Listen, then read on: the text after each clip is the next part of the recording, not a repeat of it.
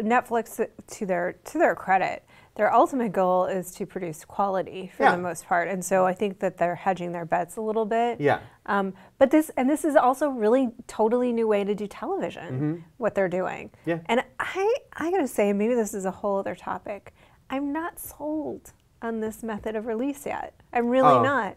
I'm not sold on glutting it, even though I glutted all of Kimmy Schmidt this weekend. I'm not. There's something missing in it for me, and maybe I'm just sticking to my old-fashioned ways. It's hard for me because I know part of it is not being able to separate it from our job, and even selfishly, I'll even own up to it from like a traffic perspective, in that it's like, oh, think how much more we could get out of Daredevil if it aired for 13 weeks, you know? Yeah, but then we basically have a week of like everyone's watching it, and then and of course that's an exaggeration. There will be people watching Daredevil for a year, but we're talking about our audience, the hardcore audience. It's like you have a week, you know, and most people are going to watch it in 2 days. You know? Oh, they're going to watch it over the weekend, just like we are. Right. But I think that for me as a viewer, that genuinely there is something about the water cooler experience, for lack of a better word, that I like. I know, I totally agree. I feel like it does take something away from me. And I know people are like, but you can watch it that way. And I know you can, but you can't have the communal thing unless you get 10 people to agree that we're going to watch 1 episode a week of Bloodline for the next, 10 weeks or whatever. But it happened in our office just the other day where, one of the teams kind of just stopped. It wasn't even us. Yeah. Stopped everything. It was like, hold on, everybody gather around. Let's talk about The Walking Dead. And they went through their theories about one episode and what they thought was coming up next. And then they talked about it again the next day. You have a whole week to like talk about stuff and come up with theories if it's that interesting to you.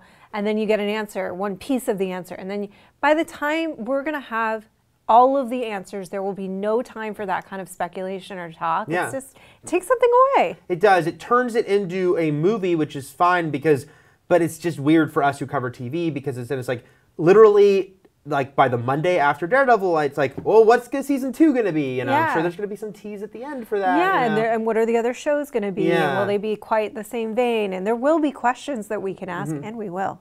Stay tuned, IGN.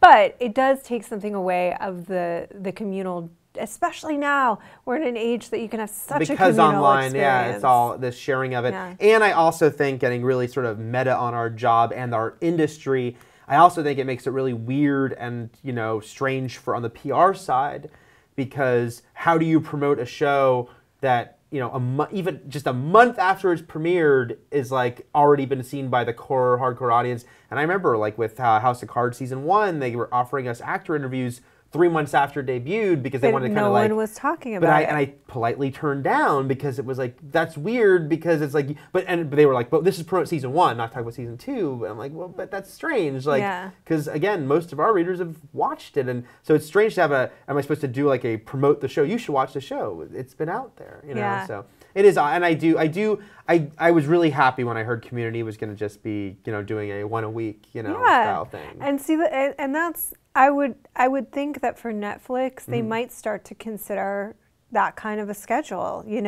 Obviously it will live there once it's done with that run, but I mean, asking people to be patient for 13 weeks is not that much, and I think really ultimately adds something to the experience. If I just, like, I've been loving Saul so much, but one of the things that was, and we'll talk about that later, but one of the things was last week I predicted a thing that was going to happen this week, and I didn't know, and I was getting all these people yelling at me on Twitter, like, that's crazy, and then it did. It happened. but it's taking it away. But it takes away that you can literally go right into the next episode. And I easily could have been wrong too. But like that whole week of arguing, making your case for why you think that's true, it's fun. Yeah, like we've been talking about Lost a lot recently again, and it was like I would have definitely Lost would have lost a lot if it was Binge. Oh yeah.